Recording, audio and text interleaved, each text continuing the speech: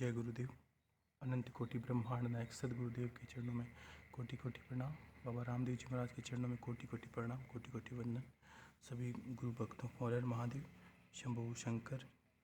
जैसा कि कल ये अमृतवाणी लड्डू गोपाल जी के बारे में बनाई थी, लेकिन काफ़ी लोगों को प्रश्न बाकी रह गए थे तो समय नहीं मिला, तो आज उसको जो उसका भाग रह गया है, मान लीजिए जो एक में बनानी थी, वो आज दूसरे भाग में कुछ लोगों को प्रश्न है, गुरु भाई जी ने बताया, वो प्रश्न मैं आपके ले रहा हूँ और जैसी मेरी समझ है, गुरुदेव ने दिया है ज्ञान, वो आपको मैं बता रहा हूँ।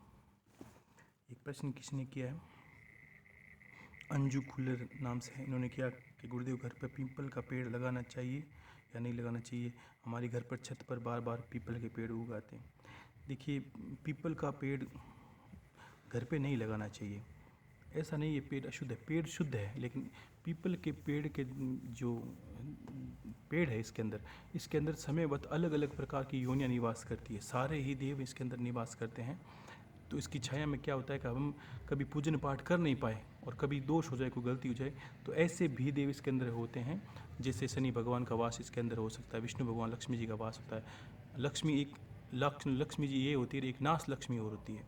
अगर दरिद्रता हमने पीपल का अपमान कर दिया तो हमारे घर में जो नाश लक्ष्मी है उसका वास हो जाएगा, जिससे हमारे घर में हानि ही हानि होने लगती है। और शनि भगवान का वास इसमें होता है। कभी पूजन नहीं पाठ कर पाए तो पीपल का पेड़ वर्जित है। उसके बाद ये पेड़ एकांतवासी है। एकांत इसलिए जैसे इसको ये समझ लीजिए कोई साधु संत या कोई एक भक्त की भांति, तो ये एकांत रहे इतना अच्छा रहता है। वहाँ दूर जाकर इसकी पूजा करनी चाहिए।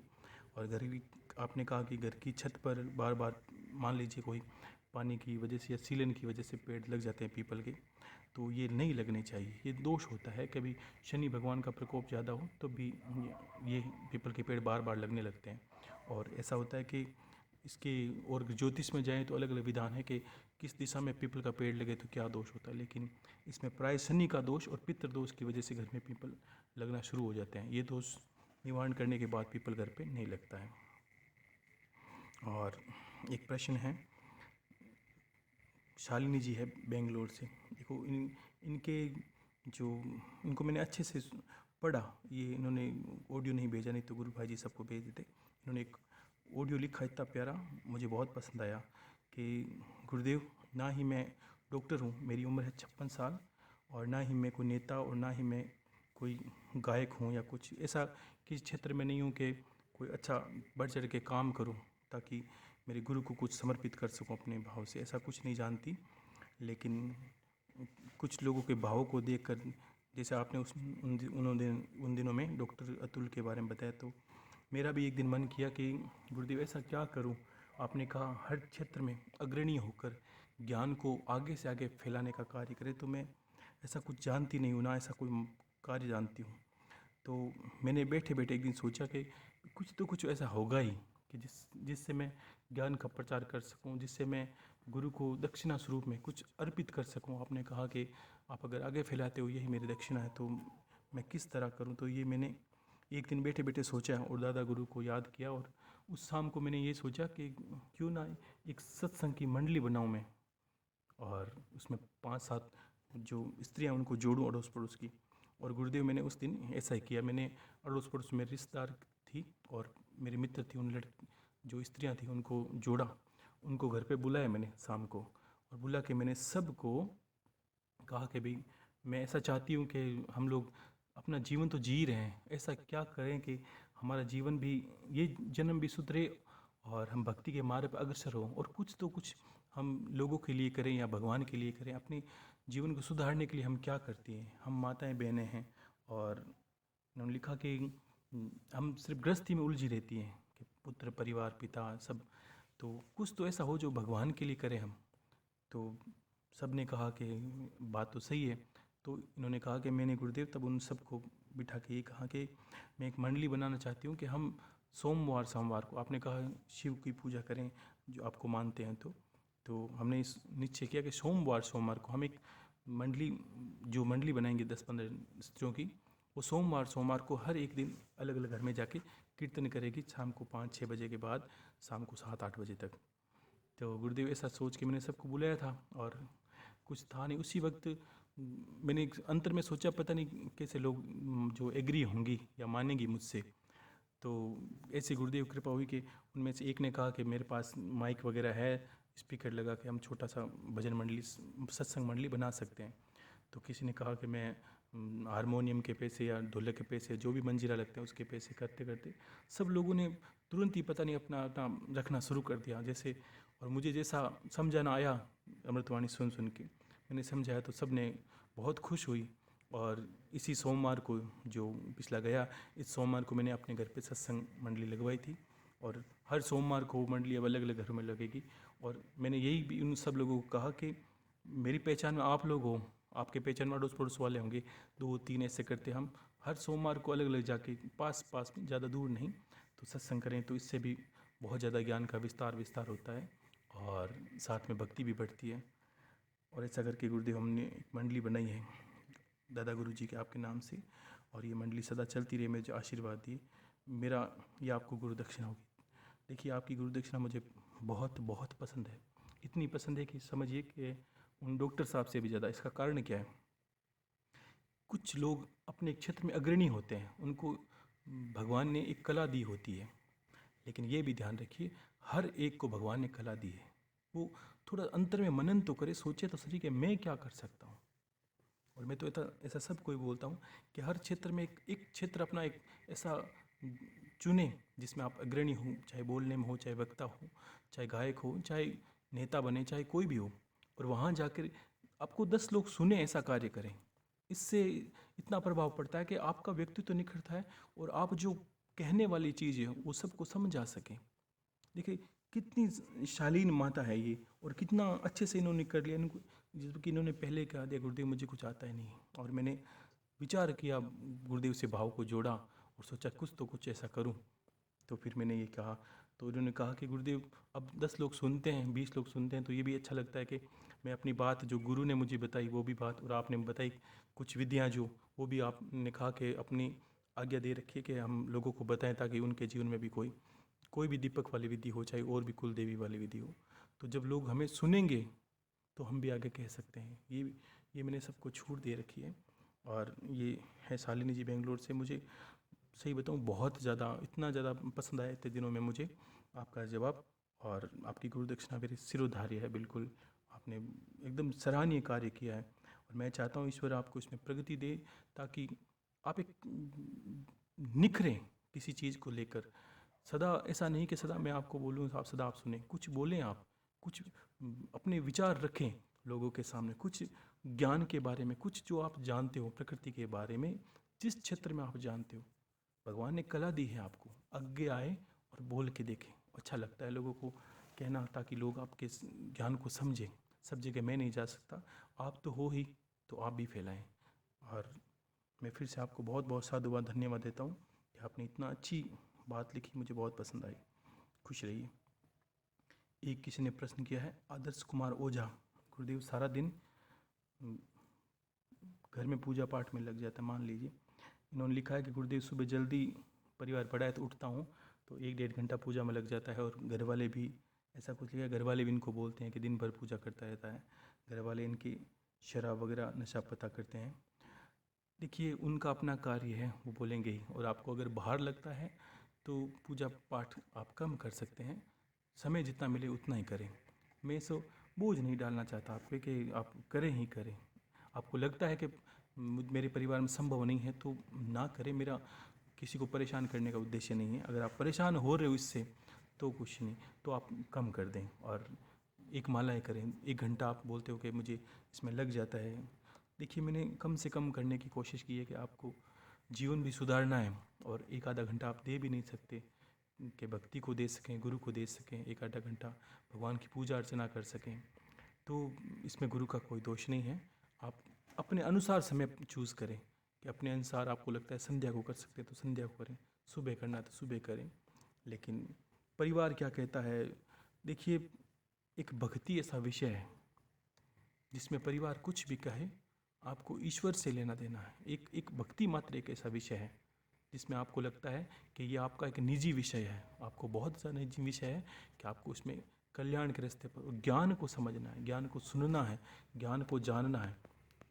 तो वो एकमात्र भक्ति विषय है जो इंसान का, मैं मानता हूँ मेरी दृष्टि में, कि इतना घनिष्ठ, मतलब इतना घनिष्ठ समझ लीजिए, या ये समझ लीजिए कि बहुत ही ज़्यादा निजी विषय है कि इंसान अपने लिए क्या करे, अपने जो जन्म है इसको सुधारने के लिए क्या करे, ये उसका निजी विषय है। वो किसी का कितना भक्ति करता है, लोगों के कहने से आप कम ज़्यादा करते हो तो आप सही नहीं कर रहे हो मेरी दृष्टि में। बाकी आपकी समझ है, आप कम ज़्यादा भी कर सकते हो। इसमें मैंने कहा ना, मैंने सबको दोष मुक्त कर रखा है, मेरा कोई बंधन नहीं है। आप सुनते हो, करते रहिए, अनुभव आपको मिलेंगे, गुरु आपके पास हैं, और आपका जीवन तो सुधरने पे ही है ही। लेकिन देखो, कुछ निजी समस्याएं छोटी मोटी लेके ऐसा आप करना बंद करोगे तो मेरा कहना है ये है कि ये उचित नहीं है। बाकी आपकी समझ है, खुश रहिए। और एक हैं शर्मिला जी नाम से और है, इन्होंने लिखा है कि गुरुदेव बहुत साधु आते हैं इनके घर पे पैसे मांगने, क्या सबको देना चाहिए? और कुछ लोग मान लीजिए जिद पे अड़ जाते हैं कि देना क्या है ही नहीं, देने पर कुछ बोलते हैं, या मान लीजिए कोई भविष्य बताने लगते हैं, कुछ करने लगते हैं। आजकल ऐसा चलन है ही कि आप किसी संत को, साधु है जो, जिसको हम मानते हैं, कपड़ों को मानते हैं, पहनावे को मानते हैं, वो मांगता है, हमें कुछ देते हैं, और बिना मांगे कुछ दे देते हैं तो उसकी आशा और बढ़ जाती है। वो सोचता है कि अब तो उसको कुछ चमत्कार दिखाऊं या कुछ बोलूं तब वो हमें ज़्यादा दें, इसलिए वो बैठ जाते हैं या हाथों से उल्टा फुल्टा करके दिखाने लगते हैं। देखिए कि एक शब्द है कि राजा जोगी अग्नि जल, इनकी उल्टी रीत। अब इनसे क्या ज़्यादा बात नहीं करनी चाहिए, हो सके इनसे दूर रहो, आपका जीवन इसी में अच्छा है। अगर आपके घर पे आते हैं तो एक बात में आप बात ख़त्म कर दीजिए। आप 10 रुपये देते हैं तो ठीक है, बात ज़्यादा आते हैं तो आपको लगते हैं पैसे ज़्यादा मांगते हैं, तो एक ही बात कहना चाहता हूँ कि महाराज हम घर पे सिर्फ अन्नदान करते हैं, आपके पास रोटी बनी है, रोटी ले जाइए। और इन्होंने भी आगे लिखा था कि गुरुदेव वो नशा भी करते हैं, हमें पता है कि वो शराब पीने लगते हैं। देखो मैंने क्या कहा था कि आजकल बहुत चीज़ें छुपी है कपड़ों के अंदर, पहचानना मुश्किल हो जाता है। तो फिर यही कहना मेरा उचित है कि आप सबको अन्नदान कीजिए, पैसे आप देना बंद कर दीजिए। आपके घर पे आते हैं उनको पैसे ना दिए, उनको अन्नदान करें कि महाराज हमें ऐसा है पीछे से आदेश है कि हम सिर्फ अपने घर से अन्नदान ही कर सकते हैं। आप भूखे हैं तो आप रोटी ले जाइए, और मेरे पास अन्न है, अन्न ले जाइए। अन्यथा उसमें कोई दोष नहीं लगता, कोई आपको ज़बरदस्ती वरदान श्राप ये सब मिथ्या बातें। अगर वो ऐसे ही होते तो उन्हें मांगने की आवश्यकता नहीं पड़ी, संत को ज़्यादा मांगने की आवश्यकता नहीं पड़ती, स्वतः ईश्वर उसके पास कुछ रास्ते खोल देता है उसके। ऐसे लोगों से आपको डरना नहीं है, और आप इसलिए ऋणमुक्त हो जाती हो कि आपको बस ये कह देना है कि आपकी देने की श्रद्धा है, तो आप इतना ही कहें कि हमें सिर्फ अन्नदान का आदेश है। हमारे गुरु ने, हमारे बड़ों ने यही कहा है कि हमारे घर से कोई अन्न से खाली नहीं जाए।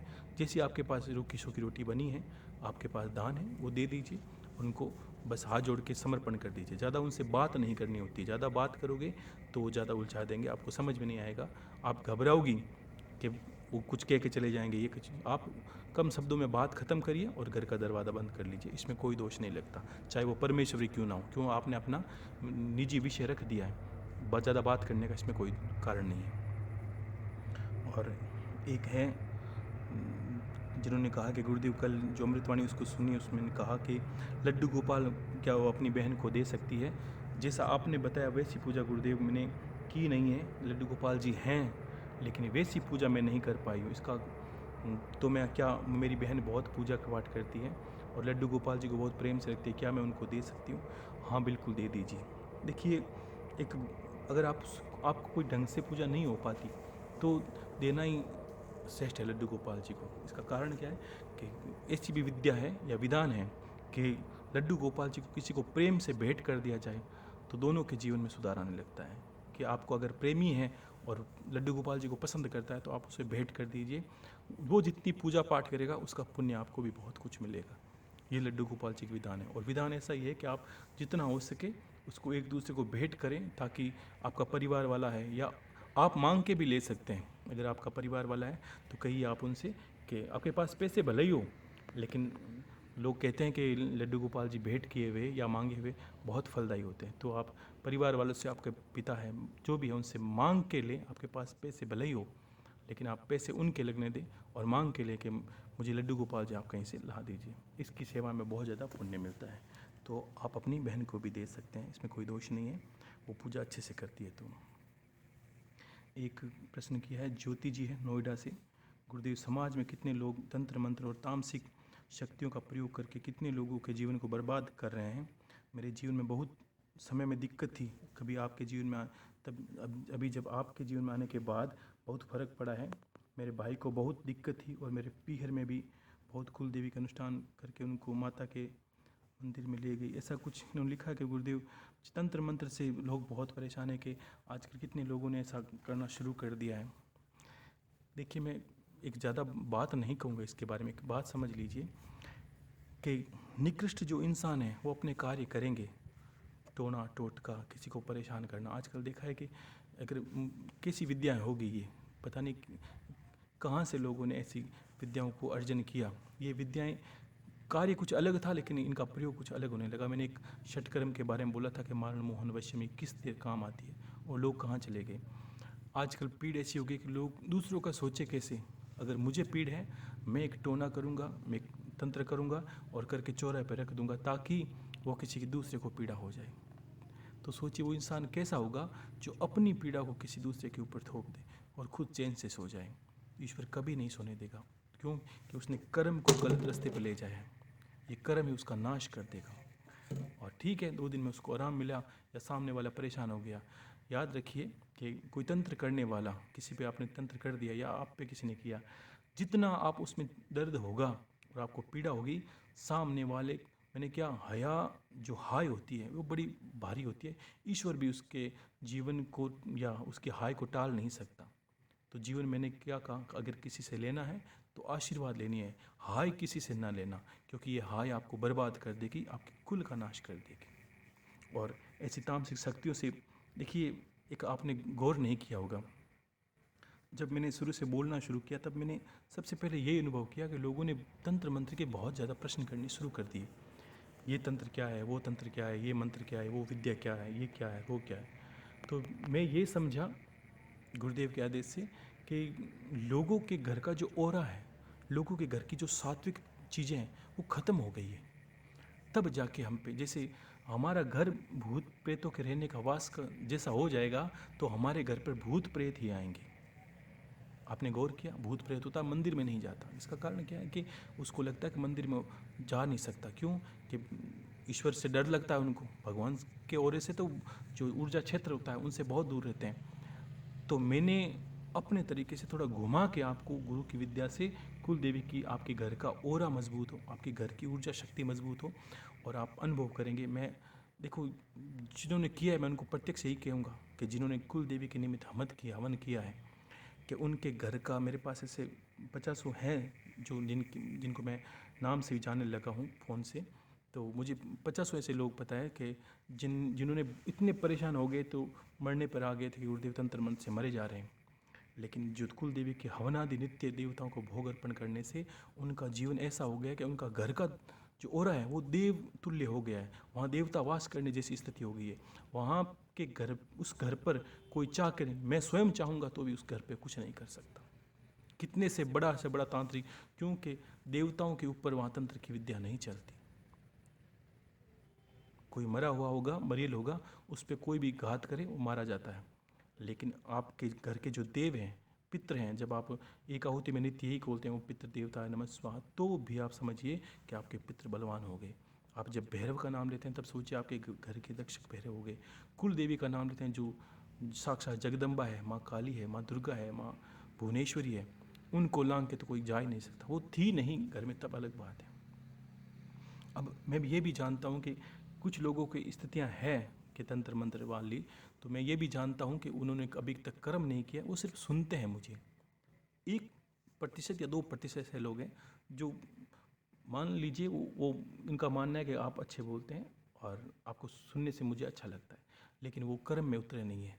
तो जो कर्म में नहीं उतरेगा उनके लिए मेरा ये ही कहना है कि जो उतरे हैं, एक इंसान होता है कि समंदर के बाहर खड़ा रहता है, तब उसको ये लगता है कि अंदर पता नहीं कितना गहरा होगा, कितने जीव होंगे, कितने जंतु होंगे, कितनी खतरनाक विषैले जीव भी हो सकते हैं, सांप हो सकते हैं, पता नहीं कितना, हर चीज़ के बारे में वो सोचता रहता है। बाहर खड़ा खड़ा इंसान के प्रश्न बहुत ज़्यादा होते हैं और किसी को पकड़ के अंदर कुदा दिया जाए या समंदर में छलांग लगा दी जाए किसी के साथ में, तो उसके सारे भ्रम खत्म हो जाते हैं जो उसने बाहर खड़े खड़े सोचे हैं। क्यों? किसी क्षेत्र में उतरने के बाद ही आपको पता चलेगा उसके भ्रम कितने हैं, हमने कितने मस्तिष्क में जाल बना रखे हैं, जबकि सत्य में कुछ और था। तो जो कर्म में उतरे हैं, जो धर्म करने लगे हैं, कर्म करने लगे हैं, जो कुल देवी की उपासना आराधना करने लगते हैं, भक्ति करने लगे हैं, उन पर कोई तंत्र मंत्र नहीं चल सकता। आज हैं, उससे 1 साल के बाद और ज़्यादा उत्तम होंगे, और 1 साल के बाद वो सर्वोत्तम हो जाएंगे। अगर कोई तमस की शक्ति होगी, वो भी उसका कुछ बिगाड़ नहीं सकती, चाहे वो शमशान की विद्या हो, सब खारिज चली जाएगी। अग्नि में सब स्वाहा है। इसका अर्थ क्या है कि सात्विक विद्याओं के आगे तंत्र की एक नहीं चलती। ठीक है, तो ऐसे लोगों के ऊपर तंत्र किया जाता है जिनके घर का ओरा मजबूत नहीं है, घर में पूजन स्थली भी इस तरह है कि निस्तेज, कोई तेज नहीं है, जो डरे फुरे लोग घर पे घूमते हैं। इनको लगता है कि अंतर में ही इनका घबराहट बढ़ती रहती है कि कोई भी इन पे कुछ कर सकता है दिन भर, क्योंकि उसके जो आत्मिक बल है वो क्षीण हो गया है ना। आत्मिक का बल कब मिलता है? जब भक्ति करते हैं। जब इंसान भक्ति करता है तो उसे आत्मा का बल मिलता है, और वो आत्मिक बल उसे हर क्षेत्र में काम कार्य करता है। चाहे वो अपने रोज़मर्रा के व्यापार व्यवसाय करे, उसमें आत्म बल उसमें हर जगह काम करता है, जिसको आप अपनी भाषा में कॉन्फिडेंस बोलते हो कि हाँ, मुझे विश्वास है, मैं कर लूँगा। तो ये बल जो मिलता है वो ईश्वर की कृपा से मिलता है, भक्ति भाव ने मिलता है। एक आप देखिए कि संत को कितना विश्वास होता है, वो हर क्षेत्र में बोलता है, करता है कुछ हिम्मत करके। और एक इंसान 10 लोगों को समझा नहीं सकता और वो 100 लोगों को समझाने की हिम्मत रखता है। ये क्या? आत्मा का बल ही है। तो और ये कब बढ़ता है? जब आप गुरु की, इष्ट की और कुल देवी या किसी भी जो आपके ईश्वर हैं, आराध्य हैं, उनकी भक्ति करते हैं, तो आपको वो आत्मा का बल मिलता है। और वो बल ऐसा होता है कि आपके साक्षात सामने अगर प्रेत भी खड़ा कर दिया जाए, वो भी आपसे भागेगा। क्यों? कि वो आपका ऊर्जा क्षेत्र, ओरा क्षेत्र बढ़ गया है, आपकी हुंकार मात्र से वो भागने लगता है। तो ऐसा नहीं होता। डरे हुए लोगों को दुनिया डराती है, कोई बड़ी बात नहीं। तो अपने घर का ओरा क्षेत्र बनाएं और जितना हो सके भक्ति करें। और नित्य अगर 2 दिन छोड़ के, 5 दिन छोड़ के हवन जिस घर के अंदर होते हैं, उस घर पे कोई क्रिया नहीं चलती, कोई भी क्रिया नहीं चलती, आप मानिए। ठीक है ना? और छोटे मोटे दुख सुख अगर आते हैं, इसको आप ना तंत्र से जोड़े, ना कोई मंत्र से, ना ऐसे तांत्रिक रहे, ना कोई बात। और आप थोड़ा सा पॉजिटिव सोचें, जीवन को सुख दुख का फेरा समझें कि सुख आएंगे। आप अपने भगवान, अगर श्री राम के जीवन में दुख आ सकते हैं, भगवान कृष्ण के जीवन में दुख आ सकते हैं, तो आप बड़े नहीं उनसे, आपके जीवन में भी आ सकते हैं। साक्षात महादेव अगर दुखी रह सकते हैं, तो आप भी रह सकते हैं। तो ये तो एक कर्म का नतीजा है, जीवन में चलता रहता है। इसको नहीं, आपका जीवन फिर नया सही सिरे से चलने लगेगा। और वो बात मैंने कही, वो आपको नित्य याद रखनी है कि ये भी बीत जाएगा। चाहे वो दुख है, चाहे सुख है। अगर सुखी हो तो ये मत सोचिए कि सदा सुखी रहने वाले हो। क्यों? कि प्रकृति में बदलाव होता रहता है, और आप प्रकृति के अंग हो, आप में भी होगा। सदा सुखी है वो सुखी नहीं रहेगा, और सदा दुखी है वो दुखी भी नहीं रहेगा। स्थायी कुछ नहीं है जगत में। आप तो बस एक कण की बाती हो। ये पूरी प्रकृति बदल रही है, तो आप में बदलाव आएगा। आप ना चाहते हो तब भी बच्चे से बड़े हो गए। आप कोई रोक के बताओ कि गुरुदेव मैं बड़ा होना नहीं चाहता, आपकी क्षमता तो रोकी है, आप जवान हो गए। आप ना चाहते हो फिर भी आप बूढ़े हो रहे हो। आप ना चाहते हो तो भी आपकी इंद्रियां शिथिल हो रही है। शरीर में 2% या 1% ऐसी चीज़ें हैं जो आपके चाहने से होती है, और 99% वो चीज़ें हैं जो आप ना चाहते हो वो भी होती है। तो आप सोचिए कि प्रकृति का प्रभाव क्या है। तो सुख तो भी उन्हीं में से एक है। आप, कोई इंसान नहीं चाहता कि सुख हो, मतलब दुख हो जीवन में, उसके आ जाता है। और कोई नहीं चाहता कि उसके जीवन का सुख चला जाए, फिर भी चला जाता है। तो इन चीज़ों से ऊपर उठे। गुरु का ज्ञान का अर्थ ये है कि आप एक समंदर में पत्ते की भांति तैरें, उसमें डूबना नहीं है, उसको पार करना है। आपका ज्ञान का क्षेत्र अच्छा रखें, अपने लोगों को समझाएं अच्छी बातें, ताकि आपको लोग जानें। ज्ञान का जितना मंथन किया जाए, ज्ञान उतना ही नित्य नूतना, यानी नित्य आपको लगेगा। आप में अगर मेरी बातें आप दोहराते हो किसी के पास में, मान लीजिए 1 घंटे की अमृतवाणी है, आपने किसी को अपनी भाषा में समझाने की कोशिश की आधा घंटा में, तो आपको 10 शब्द अपने आप के अंदर से निकलेंगे। आप जिसको सोचोगे गुरुदेव ये सुनते सुनते मेरे मन में भाव आया कि मैं ऐसा बोलूँ इस बात को और अच्छे से। तो ये क्या है? तो ये है कि जैसे अगर मतते हो दूध को तो दही बनता है, और दही को मतोगे तो घी निकलता है। वैसे ही ज्ञान को मतोगे और अच्छे शब्द और अच्छा ज्ञान, आपका आत्मा का जो ज्ञान है, आत्मज्ञान का, उसका विस्तार होता जाता है। ऐसा करना चाहिए। लोग दबे कुचले रहते हैं, गली मोहल्लों में रहते हैं, कोई जानता नहीं है। अपने आप को इस क्षेत्र में ले जाइए कि आप लोग पहचानें। मैं ये नहीं कहता कि आप सब नेता बन जाए, लेकिन मैं ये कहता हूँ कि आप ऐसे बने गुरु ज्ञान के माध्यम से कि आपको लोग 50 लोग जाने आपको, आप अपने क्षेत्र में अग्रणी रहें, चाहे किसी भी क्षेत्र में हो। और हर देखो, जो धड़ाक से बोलता है और अच्छी बात बोलता है, सारी दुनिया उसको सुनती है। ये सीधी सटीक बात है।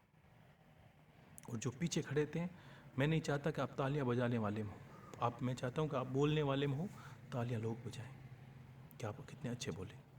वैसा करें और अपने ज्ञान का विस्तार करें, यही मेरी गुरु दक्षिणा है। और एक किसी ने कहा कि गुरुदेव, कोई पंत है, इन्होंने नाम लिखा। देखिए, मैं एक चीज़ समझ लीजिए, आप बहुत लोगों ने कभी क्या किसी पंत का लिख देते, किसी संत का नाम लिखते थे, मैं किसी का कभी नाम नहीं लूँगा। इसका कारण है, समझिए, ये सब एक विषय जाके राजनीति पे ख़त्म हो जाते हैं कि मैं किसी पे कीचड़ उछालूँगा, कोई मेरे बारे में कुछ बोल देगा। मेरी कोई पहचान नहीं है, मैं किसी को जानता नहीं हूँ और मैं नहीं चाहता कोई मुझे जाने, ये मेरा कार्य है नहीं है। बस इन्होंने प्रश्न लिखा, वो मैं कह देता हूँ कि उन्होंने कहा वो पंथ है, कहता है शिव और शंभु अलग अलग हैं। हाँ, बिल्कुल अलग अलग है। शिव और शंकर एक हैं, जैसे त्रिदेव हैं उनमें से। और शंभु शब्द पढ़ा कि वो स्वयंभू जो साक्षात शिवलिंग, जो हम शिवलिंग को पूछते हैं, वो अलग है, वो स्वयंभू है, अपने आप प्रकट हुई ज्योतिर्लिंग के रूप में, जिससे ब्रह्मा और विष्णु का भी प्रादुर्भाव हुआ। वो स्वयंभू है, जो अपनी प्रकृति को वश में करके अपनी, मतलब समझ लीजिए कि कहीं भी प्रकट हो सकते हैं। जिसको मैं बोलता हूँ कण कण में शंकर है, तो वही शंभू है। और इन्हीं की शक्ति से संसार चलता है कि दुनिया को जोड़े रखती है शक्तियाँ आपस में। शिव और शक्ति का यही समागम है। और शंकर और महादेव महेश जिसको हम पूजते हैं, वो त्रिदेव में एक देव है, उन्हीं का स्वरूप। लेकिन वो समझ लीजिए कि वो एक जिसको हम बोलते हैं कि द्वैत में और एक अद्वैत में, जिसको हम एक साकार एक निराकार, स्वयंभू है वो निराकार है और शिव है वो साकार है, जिसका हम प्रारूप बना सकते हैं कि महादेव ऐसे हैं, इनके जटा है, इनके शीश पे गंगा है, इनके मस्तक पे चंद्रमा है, तो ये इनका प्रारूप है, ये साकार रूप है इनका। और एक इन्होंने एक राहुल खींची है, देखो इन्होंने भक्त लिखा है, गुरुदेव मैं शिव पुराण का अनुष्ठान करना चाहता हूँ। देखो बहुत अच्छी बात इन्होंने लिखी है कि शिव पुराण का अनुष्ठान बहुत बहुत बड़ी बात होती है और बहुत ही अंतर में ऐसा विषय महादेव कृपा के बिना तो आ ही नहीं सकता। तो मैं चाहता हूँ अभी आप ना करें, जब श्रावण आएगा तो मैं आपको, अगर आपकी इच्छा होगी तो मैं आपको यही अनुष्ठान करने का विधान बताऊँगा। लेकिन ये खुद करें तो भी बहुत सात्विक रहना पड़ता है। शिव को कब दोष लगता है, जब हम लोगों के बारे में चापलूसी करते हैं, लोगों को कुछ कहते हैं भला बुरा, ये सब निंदा नहीं करनी होती, इनकी पात्रता होती है शिव पुराण की। वो पात्रता आपको निभानी होती है। आपको लहसुन प्याज का सेवन नहीं करना, तामसिक चीज़ों का दूर रहना है, किसी की बुराई नहीं करनी, क्रोध नहीं करना, निंदा नहीं करनी, लोगों के बारे में अपशब्द नहीं कहने, गुस्सा नहीं करना, बहुत चीज़ों आपको रखनी पड़ती है और सात्विक रह के करें। आज के बहुत दिव्य चमत्कार हैं और आपका जीवन एक नया हो जाएगा। आपने गंगा का स्नान किया है, लेकिन जो शिव पुराण का अनुष्ठान करते हैं, साक्षात माँ जगदम्बा या माँ गंगा का स्वरूप होकर वो घर बैठे उसको स्नान कराती है और उनको नित्य कितने जन्मों के पाप उनके शिव पुराण करने मात्र से उसके क्षीण हो जाते हैं। अगर शिव पुराण का अनुष्ठान कोई करे तो उसके करोड़ों जन्मों के पुण्य क्षीण होकर वो इंसान नूतन की बात ही हो जाता है, जैसे माँ के गर्भ से बच्चा जन्मा है। मैं आपको ये बताऊंगा राहुल खिची जी, और ये बहुत अच्छे इंसान है। मैंने बहुत पहले, जब काफ़ी समय पहले बात है, जब मैंने इनको सुना, इनके शब्द भी बहुत प्यारे, इनके भाव भी हो रहे, और ये सत्य में आप ये समझिए कि देव मानस जिसको बोलते हैं ये अच्छे इंसान है, अच्छे व्यक्तित्व वाले हैं। और खुश रही राहुल खिची जी। और एक प्रश्न किसी ने कहा कि गुरुदेव जी घर में शंख रख सकते हैं क्या, या बजा सकते हैं, ऐसा क्यों? देखिए, घर में शंख बजा सकते हैं। मैं चाहता हूँ कि घर में नित्य शंख बजाएं ना बजाएं, सप्ताह भर में एक बार अगर शंख कोई नाद करता है घर पर, ऐसे भी आप यज्ञ आदि करते हो घर पर तो कोई आवश्यकता है नहीं, अगर फिर भी रख सकते हो, आपका प्रश्न है। देखिए, एक तो शंख होता है अभिषेक वाला, भगवान की पूजन स्थली में रहता है, जिससे भगवान का अभिषेक करते हैं। उस शंख को हम नहीं बजा सकते जो भगवान की पूजा में काम आता है, जिससे हम भगवान का अभिषेक करते हैं। मान लीजिए शिव का करते हैं, मान लीजिए शिवलिंग का करते हैं, विष्णु का करते हैं, तो आपको वो नहीं बजाना। और बजाने के लिए अलग शंख रख सकते हैं, सप्ताह में एक बार इसको थोड़ा बजाएं, तो इससे आप मान लीजिए हज़ारों तरह के जीवाणु खत्म होते हैं, दूषित रोग खत्म होते हैं, और जहाँ शंख का नाग होता है वहाँ तमस की चीज़ें प्रवेश नहीं कर सकती, तंत्र वहाँ पे चलता नहीं। कोई भी घर पे मेली विद्या हो उसका नाश उसी वक्त उसी क्षण हो जाता है। शंख की आवाज़ से ये फ़र्क पड़ता है, शंख की आवाज़। तो इसको घर पे रख सकते हैं, लेकिन बजाने वाला शंख पूजन स्थली में ना रखें। बजाने के बाद आपको पानी या कहीं गंगा जल की हो साफ जगह उसको पानी में रख दें, फिर वो सप्ताह भर में जब बजाने की इच्छा हो तब बजाएं। शंख बजाने से घर में कलेश नहीं होते, बहुत चीज़ें होती है, लेकिन इसका सकारात्मक प्रभाव है, आप कर सकते हैं ऐसा, इसमें कोई दोष नहीं है। और एक ऑडियो है, देखो ये भेजा है ऑडियो, सरोज बिश्नोई हैं हरियाणा से, इन्होंने भेजा कि गुरुदेव इन 3-4 महिलाओं ने मिलकर एक ग्रुप बनाया है। सरोज जी बिश्नोई हैं और एक दो और है, सुमन जानी जी है, एक डॉक्टर उषा आनंद है। 2-3 लोगों के नाम लिए, मुझे पूरा याद नहीं, लेकिन गुरु भाई जी ने मुझे ऑडियो सुनाया था आज ही।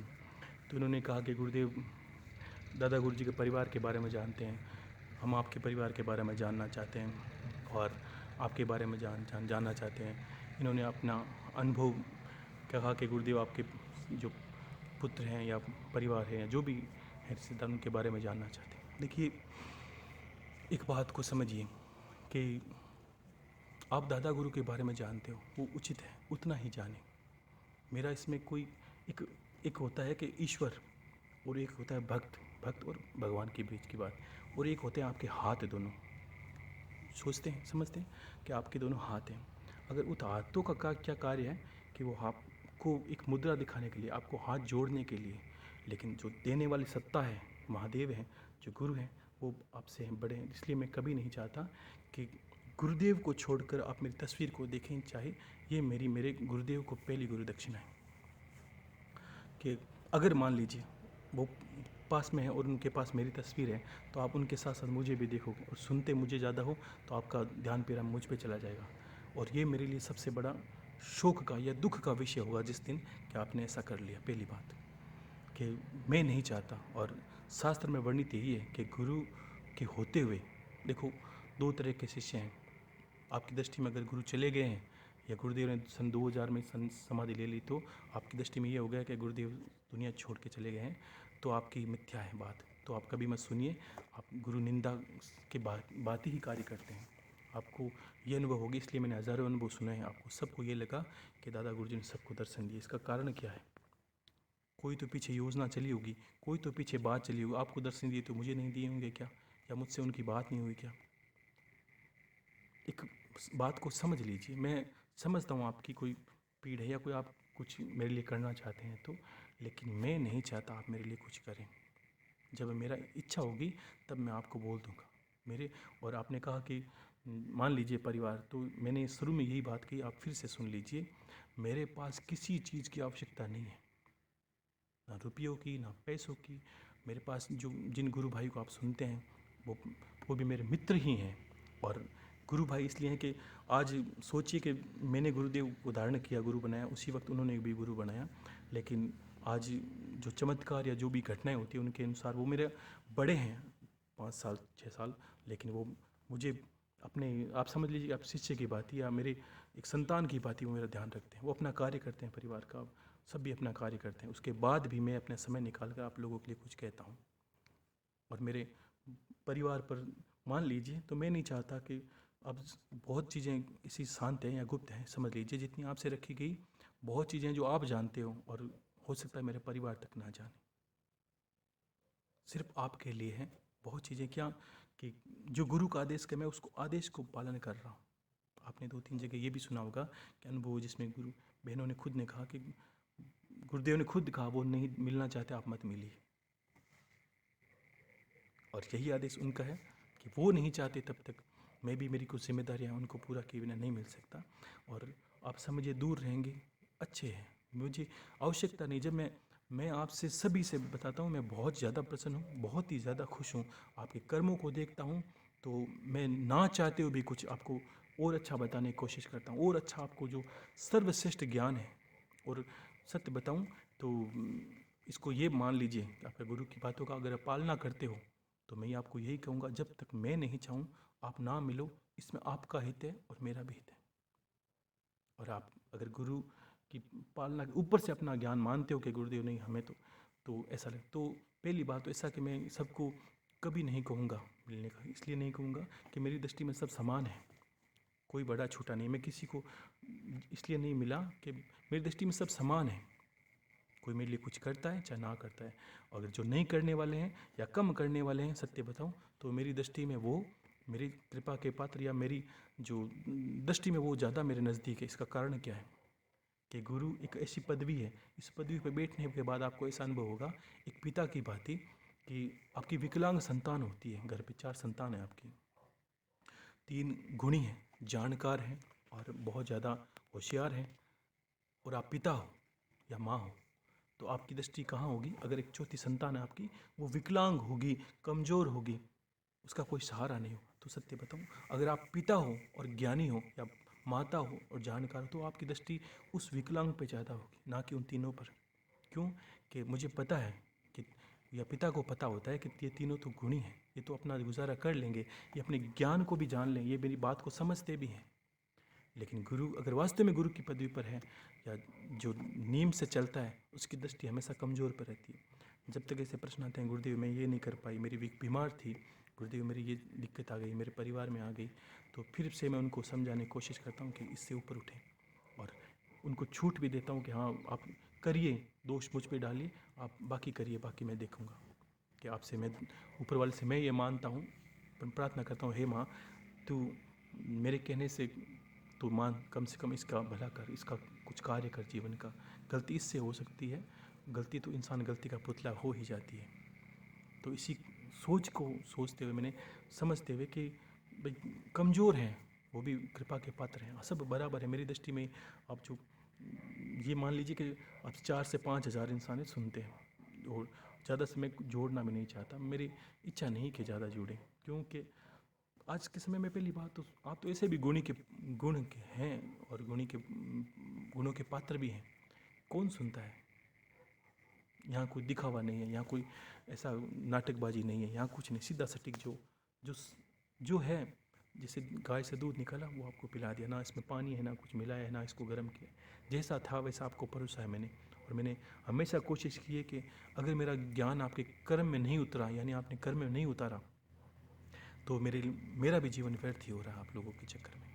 आप ना करें। और सत्य बताऊं तो अगर मिलने के लिए आप ज़्यादा ऐसा उधर करोगे तो मैंने कहा मैं खुद ही भग जाऊंगा, मुझे नहीं मिलना आप लोगों से।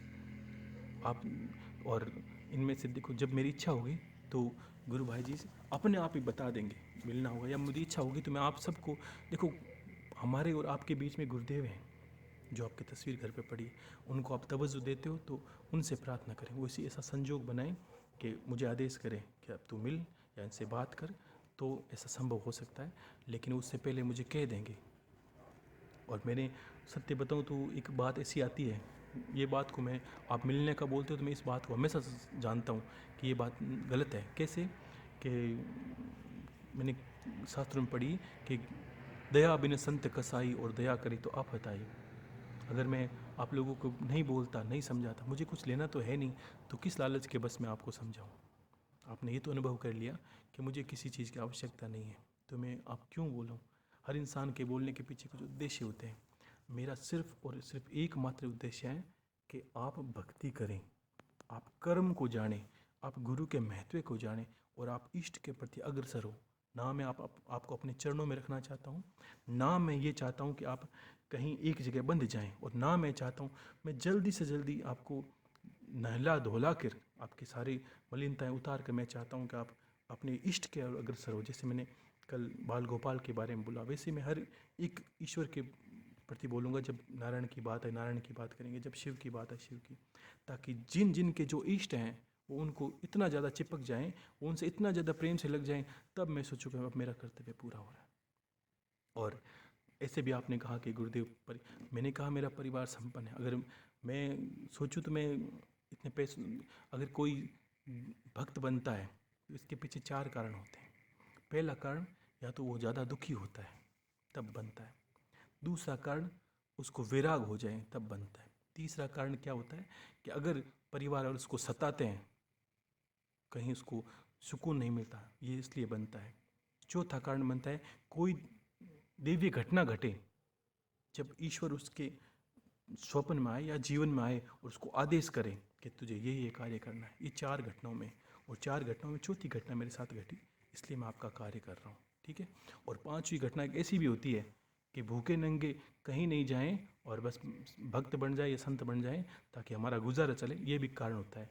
लेकिन इसी कारण के लोग तो दुनिया में ज़्यादा हैं। मैं नहीं चाहता कि आप इस दुनिया में लोग ऐसे लोगों उलझें। आपको सत्य घर बैठे मिल रहा है, इसको छेड़े ना। आप ऐसा कोई कार्य ना करें जो थोड़ा मुझे परेशान करे। और थोड़ी देखो, मैं बिना लालच के कर रहा हूँ तो मैं हट भी सकता हूँ, मुझे कोई इसमें दोष नहीं लगता। क्यों कि आप, लेकिन आप आपके एक कदम से ये भी सोच लीजिए, मेरी इच्छा के बिना आप कदम रखते हो सकता है मैं मिल लिया, आपने कुछ, मैंने आपको कुछ कहा नहीं, लेकिन मेरे दिमाग में कुछ ये भी विचार ना आए कि मैंने, आप लोगों ने मेरी बात की पालना कहाँ की और क्यों मिलोगे। जब मैं मिलना ही नहीं चाहता, आप क्यों मिलोगे। और आपकी एक कदम पर सब लोगों की आस भी टिकी है। बहुत लोग ऐसे हैं कि नित्य यही करते हैं, गुरुदेव आप कि बस हमसे जुड़े रहें किसी तरह, और मैं हमेशा चाहता हूँ कि आप जुड़े रहें। आपको जोड़ने के बीच में जितने माध्यम हैं, चाहे गुरु भाई जी हैं, चाहे 1-2 और भी गुरु भाई हैं आप लोगों के, तो ये सोचिए कि सब निस्वार्थ कर रहे हैं और अपने पैसे लगा के भी कर रहे हैं।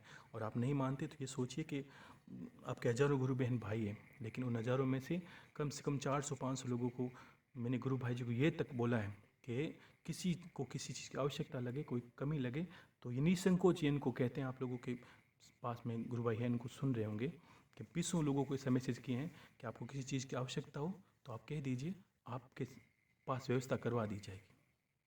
मेरा कार्य वैसा है, आप भक्ति करते हो, आप यज्ञ आदि करते हो, हवन करते हो, और मान लीजिए आपके पास शेषनाग जी की मैंने विधि बताई, आपके पास शेषनाग जी नहीं है, तो उनमें से आप बहुत से लोग हैं जिनके पास शेषनाग जी घर पे आए हैं और उनको पैसे भी नहीं मांगेंगे। जिन्होंने ये कहा कि गुरुदेव शेषनाग जी मान लीजिए 4,000-5,000, तो गुरु भाई जी को मैंने ये बात बोली थी कि उनको आप भेज दीजिए, उनसे पैसे नहीं लेने। आप उनसे, मैं संपर्क में नहीं करवाना चाहता किसी से, लेकिन आप जो कमेंट कर देना, वो काफ़ी लोगों को पता है कि उनके पास शेषनाग जी आए और उनको 1 पैसा भी नहीं देना पड़ा, ठीक है ना। तो वैसी कोई आवश्यकता नहीं किसी चीज़ की। मैं एक, समझ लीजिए, कच्चे घड़े की भांति हूँ कि मैं असमंजस में पड़ जाता हूँ कभी कभी कि आप लोग अगर मुझे मिलने के लिए परेशान करोगे तो मैं क्या करूँगा फिर। क्योंकि समझिए, कुछ चीज़ों की बहुत चीज़ें बताई नहीं जाती, और मैं गुरुदेव के आदेश की पालना भी नहीं तोड़ सकता। इनके, आपको जो ज्ञान दे रहा हूँ कुछ और भी देने वाला हूँ, आप सुनते रहिए। आप समझिए कि इनके पीछे भी कोई कारण है, और बहुत बहुत घटनाएं घटती, अगर आपके साथ घटती है तो ये विचार करिए कि महीने में 10 दिन तो मेरे साथ घटती होगी। ऐसी घटती है कि अभी कुछ दिनों पहले की बात है, जो मैं अभी नहीं कहूँगा, कि कोई विचार किया बहुत लोगों के जीवन के कष्टों को देखकर, तो किस तरह आप जीवन में संत आए। आप मान लीजिए कि 20 संत मैंने ऐसे दर्शन किए जो अब दुनिया सिद्धाश्रम के पीछे भाग रही। मैं सीधा सीधा वर्णन कर सकता हूँ उसके शब्दों में, ऐसा सारी कहानी ये है। तो ये मेरी आयु नहीं है, ये मेरा जो जीवन है, ऐसा लगता है कि जैसे मैं 500 साल का जी रहा हूँ, लेकिन आयु नहीं है इतनी। कारण क्या है कि जो अनुभव है, जो महादेव की कृपा है, और जो कृपा हो रही है, आप सोचिए कि आपको कुलदेवी के दर्शन अनुभव हो रहे हैं, तो कारण क्या है। जो पीछे से कुछ ना कुछ तो हुआ होगा मेरे साथ, जो आपके साथ भी घट रहा है। कुछ तो पीछे मेरे आदेश हुए होंगे जो आपके साथ भी कुछ घट रहे हैं। इसका कारण समझिए, बिना स्वार्थ के सब चल रहा है। एक गंगा की बात है, आपके पास ज्ञान दिया जा रहा है, और मैं आप शिष्य होने के नाते आप सबसे फिर से कोई बिना हाथ जोड़ के निवेदन करता हूँ कि मुझे ऐसी कभी बात ना करें। जब मैं चाहूँगा और उनमें से जब इच्छा होगी तो मैं खुद भी गुरु भाई जी के पास ऐसा, और 1-2 जिन्हें हैं आप लोगों के गुरु भाई बहन, जिनके पास एक, आप जिन्होंने अभी उस आनंद जी को बोला, तो इनकी बीच में एक बार तबीयत ख़राब हुई थी कोरोना की वजह से, तो आप लोग इनसे जुड़े हैं 2-3 जन, तो उनसे पूछ लेना। गुरु भाई जी मैंने मेरे कहने से इनको फ़ोटो भेजा था और इन्होंने देखा था मेरे फ़ोटो को। तो फिर ऐसी बात नहीं कि मैं कोई छुपना ही चाहता हूँ, लेकिन समझिए पीछे कोई कारण रहता है, सब कारण बताए नहीं जाते। आपके जीवन में आनंद है, मुझे आनंद से रहने दीजिए। और एक इंसान जितना अकेले रहकर आप सबको दे सकता है, उतना भीड़ में नहीं दे सकता। मलिनताएं सब जगह हो जाती है, लोभ सब जगह हो जाता है, लालच इंसान को कभी भी पड़ सकता है।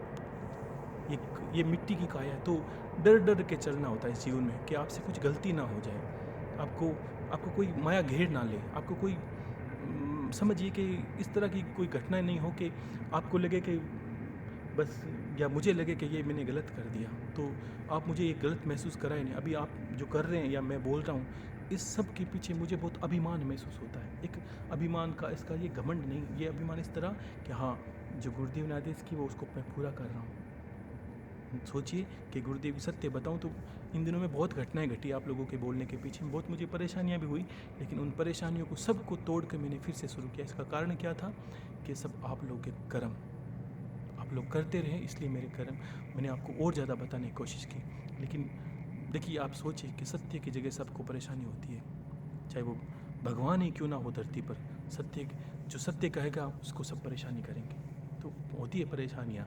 और जहाँ आपने कहा कि गुरुदेव की बात की या उनके आश्रम की, देखिए आश्रम पे है गुरु भाई जी बैठे रहते हैं वो, लेकिन सब उनका विचार मेरे विचार मिलते नहीं, सबके विचार अलग अलग हैं। उनका कहना ये होता है कि बस आश्रम चलेगा कैसे और आप मिलने का नहीं बोलोगे, सब उनकी उनकी सोच है, बहुत से आश्रमों की है। और सत्य बताऊं तो मेरे पास कम से कम 10 फ़ोन ऐसे ऐसे आए बीच बीच में कि आप मेरे आश्रम में बोल दीजिए, आप जितने पैसे चाहेंगे उतने हम दे देंगे, आप हमारे आश्रम से जुड़ जाइए, मैं एक आश्रम बनाना चाहता हूँ और उस आश्रम के आप मालिक बन जाइए, ये करिए। बहुत चीज़ें मैंने सबको ठोकर मार कर आप लोगों को बताया, और ठीक वैसे ही पालन करने की कोशिश की है जैसे एक पिता निस्वार्थ अपनी संतान को पालता है। और आप पे बड़ी मेरी मेहनत है, ध्यान रखना, और मेरी मेहनत व्यर्थ ना जाए, आपको इसका सदा ध्यान रखना है। क्यों कि एक वक्त आपको भी इस दुनिया को छोड़ना है, और उस वक्त आपको क्या मिलेगा, उस वक्त आपका जी, मैं ये नहीं कहूँगा आपको क्या होगा, जब आप जीवन के उस क्षण पर होगे तब आप याद कर लेने का आपके साथ क्या क्या हुआ। और बहुत बहुत चीज़ें हैं, ये बोला नहीं जाता कि क्या मेरा जीवन है, क्या मेरा परिवार है, क्या मैं किस परिवार से रहते रखता हूँ। जब मैंने कहा कि मैं अब अगर मैं एक पीढ़ी में या एक पूरे जीवन भर अगर कुछ नहीं कमाऊँ तो भी मैं खा सकता हूँ, ये मेरे परिवार का रुतबा है मान लीजिए, लेकिन फिर भी करता हूँ। मैंने क्या कहा, संत बनने के पीछे घटनाएं होती है। बुद्ध अपने घर में सो रहे थे, उनको किस चीज़ की कमी थी, लेकिन प्रकृति घटा देती है। तो आप लोगों के और मेरे बीच की यही घटना है, ठीक है। इसमें कोई ज़्यादा मिलावट नहीं है, जैसा जैसा है वैसा आपको दिया जा रहा है, और आपका जीवन बदलेगा। विश्वास रखें अपने गुरु पर, आप एक साल में बदले हो, और आगे आने वाले समय में ये नहीं रहोगे। और आप अपने जिस क्षेत्र में हो आप अग्रणी बन के देख लीजिए, आपको ये महसूस होगा कि वास्तव में गुरुदेव मेरे साथ कोई शक्ति चल रही है, और कभी मैं आपका साथ नहीं छोड़ूंगा। ये मैं अंतर में नित्य पूजन पाठ में करता हूँ। मैं ठीक वैसे ही कोशिश करता हूँ जैसे आप कुल देवी का आह्वान करते हो और भैरव जी आप आपके ना चाहते हुए गेट पे खड़े हैं, तो जिस तरह आप दादा गुरु जी का याद करते हो, वो ना चाहते हुए मैं आपके दरवाजे पे खड़ा ही रहूँगा। उनको छोड़ के मैं कहाँ जाऊँगा भला, मेरा क्या ठिकाना है। आप उनसे जुड़े रहेंगे तो मैं आपको छोड़ के कहाँ जाने वाला। दुनिया करती है, सबको कुछ ना कुछ चाहिए, आश्रमों को कुछ चाहिए, संतों को कुछ चाहिए, और मैंने ज़रूरत नहीं है ऐसी कोई। ज़रूरत होगी तो मैं चाहता हूँ, मैंने ज़रूरत हुई तभी यही बोला कि आप ईश्वर के प्रति कुछ करें, आप लोगों के प्रति कुछ करें, गरीबों के प्रति कुछ करें, जीवों के प्रति कुछ करें। मुझे किसी चीज़ की आवश्यकता है नहीं। अगर मैं बिल्कुल भूखा होता, खाने की व्यवस्था नहीं, सब चीज़ें मेरे पास, जो ईश्वर ने कैसी व्यवस्था की, अगर किसी को राम बनाया तो उससे पहले भी उसके साथ में भरत, शत्रुघ्न और लक्ष्मण जैसे भाई दे दिए कि उस राम को लोटा ही ना उठाना पड़े। और सत्य बताऊं तो वैसे ही गुरु भाई आप लोगों के मेरे पास रहते हैं नित्य। मैं कहीं दिन भर कहीं घूमता हूँ, कैसी परिस्थिति में हूँ, कहीं कपड़े पहनते किस तरह का पहनता हूँ, बाज़ार में अलग तरीके से रहता हूँ, जब पूजा पाठ का समय अलग रहता हूँ। परिवार वाले भी बहुत नहीं जानते जो आप लोग जानते हो, तो आप समझिए कि मेरी परिस्थिति को समझ लीजिए। ऐसा जीवन में अगर गुरु ने ऐसा आदेश किया, ऐसे महादेव की कृपा हुई तो हम जरूर मिलेंगे, ऐसी कोई बड़ी बात नहीं है। और जब होगा तो नित्य, जैसे गुरु बहन पर कृपा हुई तो इन्होंने इनको आप बात कर सकते हैं कि इनसे आपको क्या लिया गया, तब आपको गुरुदेव की तस्वीर बताई या मेरी तस्वीर उनको भेजी गई और उनको क्या बोला गया। बस इनकी कुशल कामना के लिए उस दिन जिसने बोला, मैंने खुद, मैं धूप दीप कर ही रहा था, हम लोग बैठे थे, तो इन्होंने ऑडियो बनाया था उस डॉक्टर उस आनंद ने, तभी कहा कि गुरुदेव की तबीयत ज़्यादा ख़राब है, इनकी जो ऑक्सीजन लेवल है उनका डाउन आ गया। मैं भूलता नहीं हूँ कुछ भी। तो मैंने उसी वक्त बाबा को दीपक किया और ये बोला कि इनको एक बार, उसी वक्त अंतर में जो बात आई वह उसी को मैं कह देता हूँ तुरंत ही। तो गुरु भाई जी को मैंने कहा आप मेरी इनके पास एक तस्वीर भेजें और इनको बोले एक बार देख लीजिए और अपने गुरु को याद करें, दादा गुरु को याद करें, और अंतर में ये भाव रखें कि आपके गुरु आपके साथ ही हैं, ऐसा करके। तो आप ऐसा आप अपने दिमाग से कुछ ना करें। मेरे परिवार है, मेरे पुत्र हैं, जो भी हैं, वो आपको उनसे, आपको गुरु से ज्ञान शास्त्र क्या कहता है, ज्ञान गुरु चित चेला। जो गुरु का दिया ज्ञान ही वो आपका जीवन का उद्धार का कारण बनेगा, ना कि आप गुरु के परिवार को। ठीक है, बहुत चीज़ें होती है, दादा गुरु का भी परिवार है, आपको उसमें उलझना नहीं, वो अपना कार्य कर रहे हैं, सबका अपना अपना कार्य होता है। आपका सुनना कार्य है, अपने जीवन को निखारना कार्य है। अगर आपको गुरु कहता है, और दूसरी रही आपने कहा कि हम भी गुरु ऋण से मुक्त होना चाहिए। देखिए, ये बात बिल्कुल गलत होती है। ये बात अपर सत्य बताऊं तो एक इंसान के मुंह से ये बात कभी नहीं निकलनी चाहिए कि मैं अपने गुरु से ऋण से मुक्त होना चाहता हूँ। अगर जो गुरु से ऋण से मुक्त हो जाता है उसको जन्मों जन्म में गुरु नहीं मिलता, ये ध्यान रखना, क्योंकि ये ऐसा ऋण है जिससे मुक्त हुआ ही नहीं जा सकता। ये कोई शिक्षा नहीं है जिसका आप कर चुका दें। अब जिस दिन आप ये भाव करते हो कि मैं गुरु ऋण से मुक्त होना चाहती हूँ, कितना क्या कर सकते हो आप मेरे लिए? 2, 10, 5, 10, 50 लाख, 2 लाख रुपए डाल सकते हो, इससे गुरु ऋण से मुक्त हो जाओगे। मुझे इसकी आवश्यकता ही नहीं है। जब 50 लोगों को मैंने ये मैसेज करके कहा कि हर चीज़, क्योंकि मेरे पास ऐसे हैं नगीने जो मेरे कहने पर कुछ भी करने में समर्थ है, कहीं भी लगाने में समर्थ है। आपको मैं बताता हूँ करते हो तो सोचिए आप मैं कितना करने की कोशिश करता हूँ। तो जीवन यही बदलता है। आपको ऐसी बात नहीं करनी, और आप बहुत अच्छे हो सब लोग, इतने समझिए कि मैं आपको इस तरह रखने की कोशिश करता हूँ जैसे एक पिता के आयु मेरी वो सबसे छोटी है, आप जितने हो सबसे ही छोटी मेरी आयु है। लेकिन आप ये समझ लीजिए कि आप सब मेरे जो नवजात बच्चे होते हैं उनकी भांति मैं आपका पालन करने की कोशिश करता हूँ, और आपके जीवन के अंतिम समय तक मैं आपको छोड़ूंगा नहीं। अगर विषय गुरु शिष्य की बात कर रहा तो, लेकिन आपको बस मेरी बातों पे चलना है। और ऐसा समय आ देगा, विश्वास गुरु पे है तो ऐसा समय आएगा तो आपकी मन की अभिलाषा ये भी पूरी हो जाएगी कि गुरु से मिले हैं, और एक दिन हम आमने सामने बैठ कर भी अपनी बात को रख सकते हैं।